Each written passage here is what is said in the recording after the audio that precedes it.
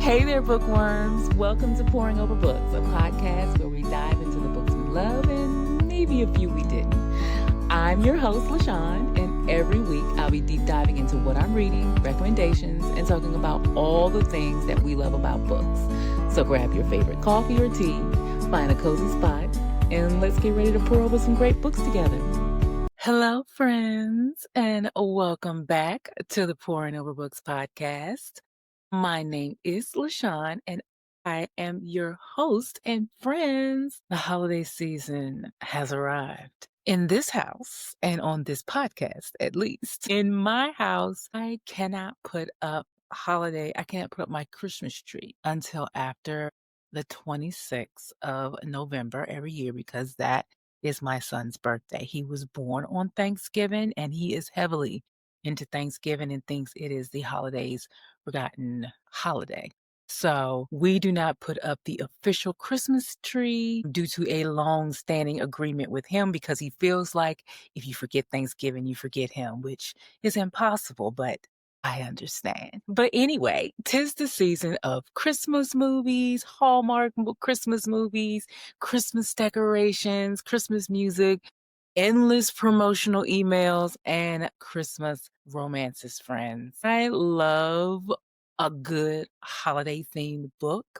All December long, that is basically my personality. I feel like there's that 1 month a year and I deserve, and I will read every little Christmas novel that comes out. But friends, I know not everyone loves holiday romances like me, but still, I figured that a good Christmas themed book never hurt anybody. Like, never.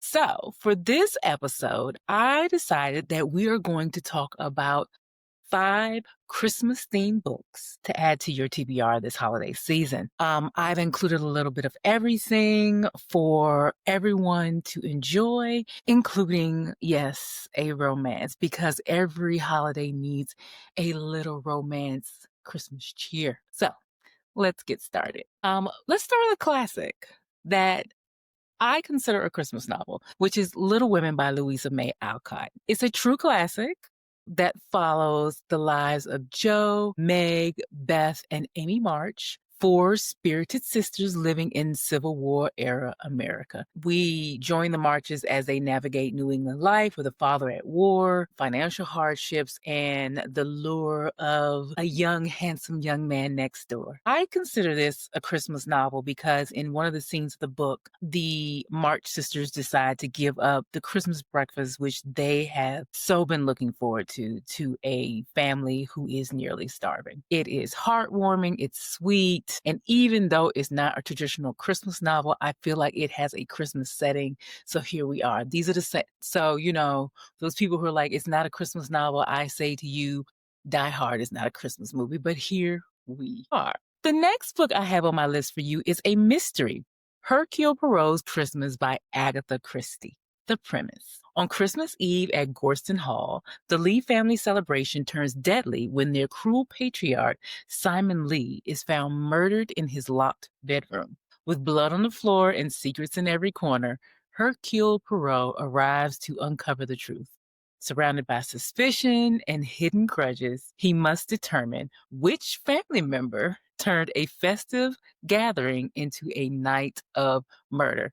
I mean, come on. It's Agatha Christie. One of my personal lifetime goals is to get through all of her books. My favorite of hers, the one that I have read, is the one about the train. And then my brain, Midnight on the Orient Express. That is one of my favorite ones of hers. And it's been years. I think I read that in like my 20s. So, I'm not in my 20s anymore. So it's time for me to get to the rest of her books. And I think 1 year soon, I'm going to make it a goal to get through her entire catalog. But I wanted to include that one for our mystery lovers, for our choice for our holiday romances.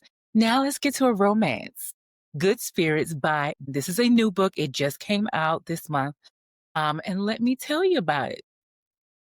The premise. When the ghost of Christmas past, Nolan Callahan, is sent to haunt Harriet York, he expects another routine assignment, not the woman who makes him long for a future that he can't have. Harriet, a lifelong people pleaser, can't understand why she's being haunted until their journey through her memories reveals a deeper connection between them. As Christmas Eve nears, they must decide whether or not to move on or to hold tight to the spark that binds their past, presents, and possible futures. Now, I just finished this one.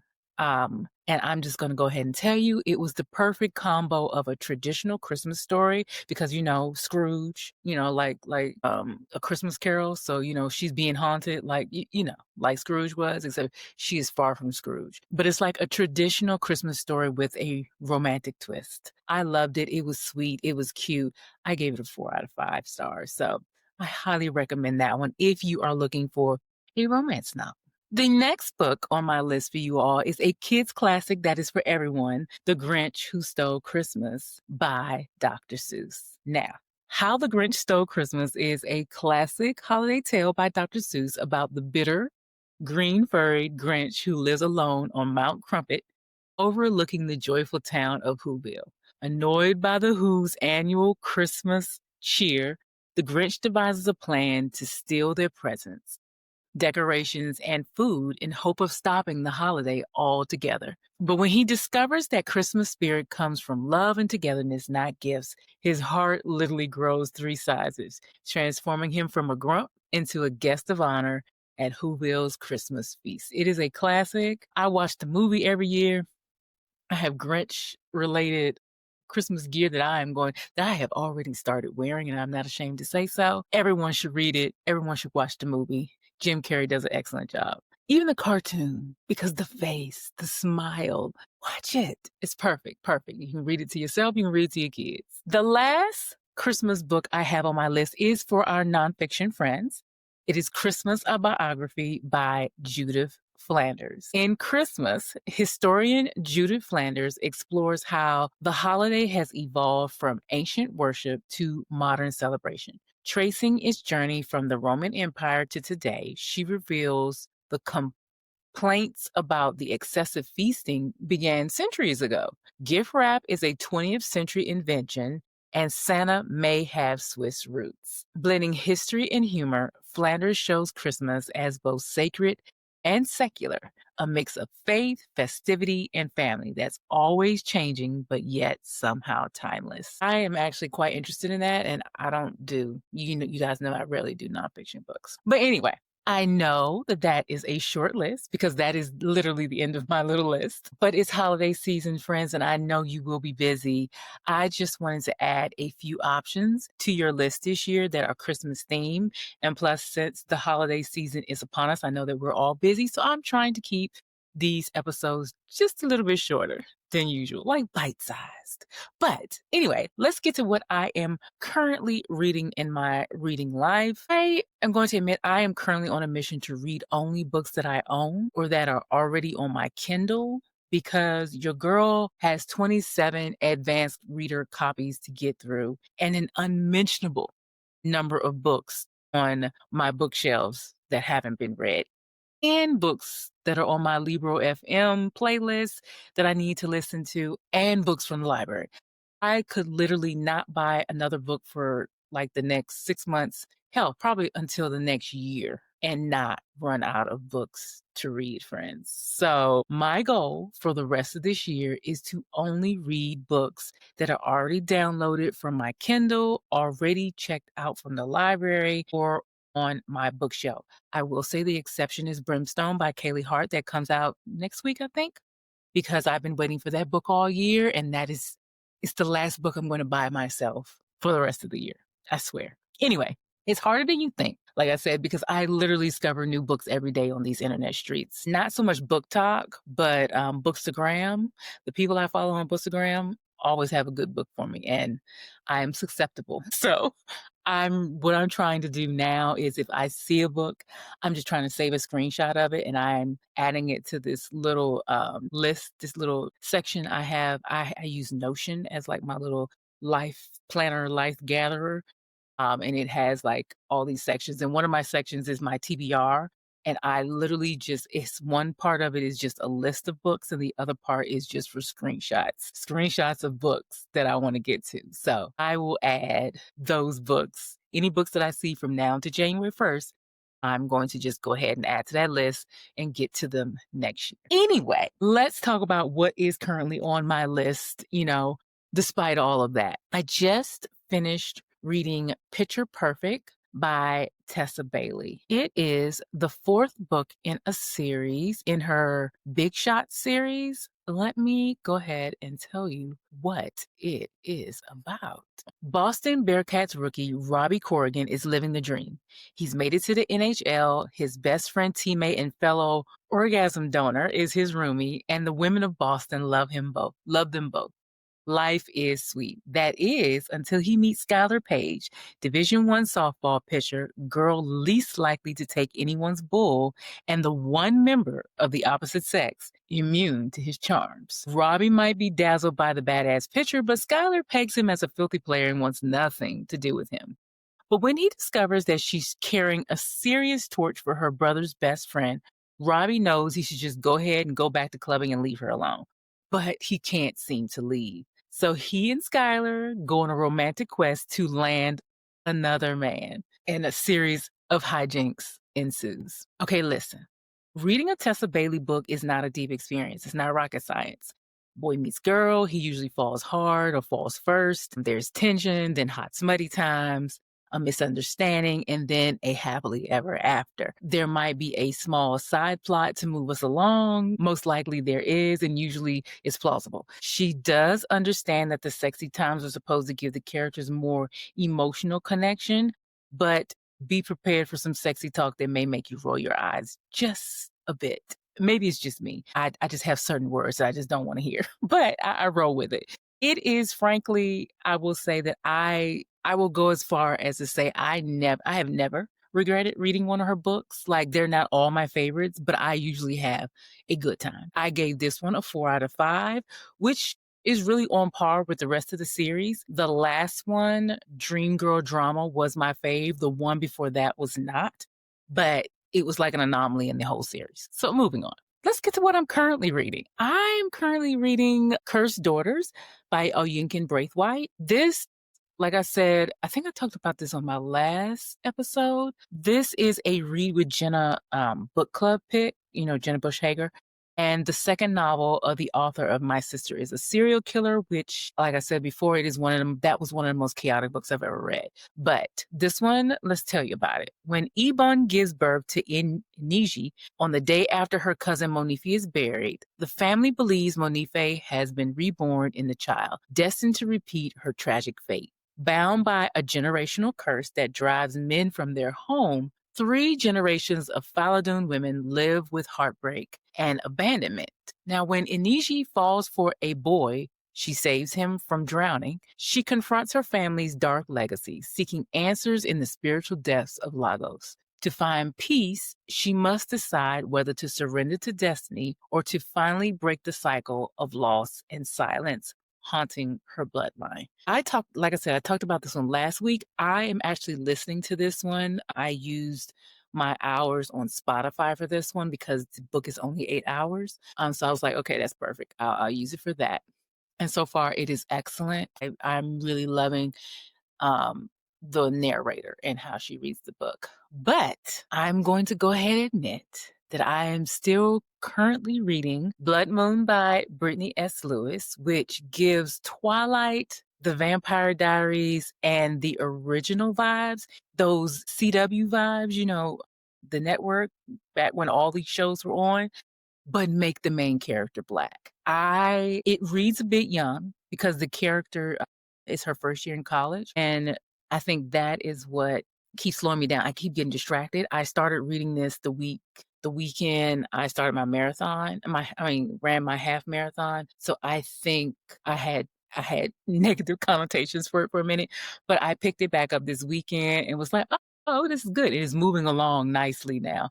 So I will get back to it soon this week in between all the other books I'm reading. I am also listening to I'm sorry, but yeah, I have to interrupt myself and say, yes, I'm reading. I always read more than one book at a time. But it's a little bit chaotic this week because my brain just couldn't settle. Um, I, f- I just, nothing can keep my attention. So when that happens, I tend to read several books at a time. It's like mood reading at its finest. Anyway, I am listening to I, Medusa by Ayana Gray, which my friend Aronica was listening to. She was like, because we were both, we check in and say what you're listening to. And she said, I'm listening to this and it's really good. And I was like, oh yeah, I have that. I have the Audible and I have um a arc for this one and it's time for me to read this. I really need to get this out the way. So I was like, okay, so I know it's good. I hadn't planned on picking it up because like I said, I'm reading several other books, but I was driving in my car running some errands yesterday and I started it. And it really is good. It is a retelling of a Greek mythology character, Medusa. Um, I think everyone should read it. But also, the character is Black. She has dreads. I'm obsessed. But anyway, I talked about it the last podcast, and it is so far so good. I like the narrator. And with Audible, I have to stop and say this, but on audiobooks, the narrator makes the book. And I can say that because I tried to listen to Blood Moon and whoever nothing against them personally, but it was not the way I had the character sounding in my head. The character, like I said, is in her 20s, early 20s, not even in her 20s. I think she's in her late teens, early 20s. And no, she's in her late teens. She just got out of high school. Um, she's first year of college. She's a freshman. But the character who reads it sounds in her 30s, possibly 40s. And so it doesn't go together. And that blew on me. So I had to go back to the physical copy. But anyway, let's get back to what I am currently reading. It's one more book. I am also currently reading Blackthorn by J.T. Gessinger, which sounds like and reads like a gothic romance. The premise 12 years after fleeing her hometown, Maven Blackthorn returns to her grandmother's funeral only to find the body missing. Old rivalries flare between the Blackthorns and the powerful Crofts, but nothing is more dangerous than Maven's reunion with Ronencroft, her forbidden first love and the son of her mother's suspected killer. As buried secrets resurface and betrayals multiply, Maven uncovers truths that could destroy both families. In a town where the dead won't stay buried, love might be the most dangerous secret of all. I just started this one on a whim because it was on my Kindle, number one, and I didn't have any headphones to listen to I, Medusa, which I was supposed to be. I had been listening to it. I was cooking breakfast, but I had misplaced my headphones as usual. And I didn't have any other books in front of me to read while I was sipping my coffee this morning at breakfast. And so this is how I got here. This is how these things happen, real time. Anywho, next up on my TBR, well, okay, if I'm being honest, is nothing because I need to read and finish all the books I just talked about. I don't need to do anything else. But, but, oh, but the November Pouring Over Books book club choice is Ain't Nobody's Business If I Do by Valerie Wilson Wesley. And that is next on my TBR. I have to start that this week for our first discussion on this Thursday. There is still time to join because we just announced the book. It is still the beginning of November. I will leave a link in our show notes where you can join us for this month. The premise: Eva is alone with an empty heart in a big empty house.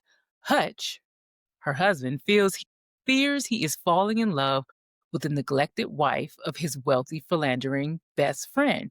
Charlie, Eva's law school bound daughter, forgets her plans for school to become a stand-up comedian.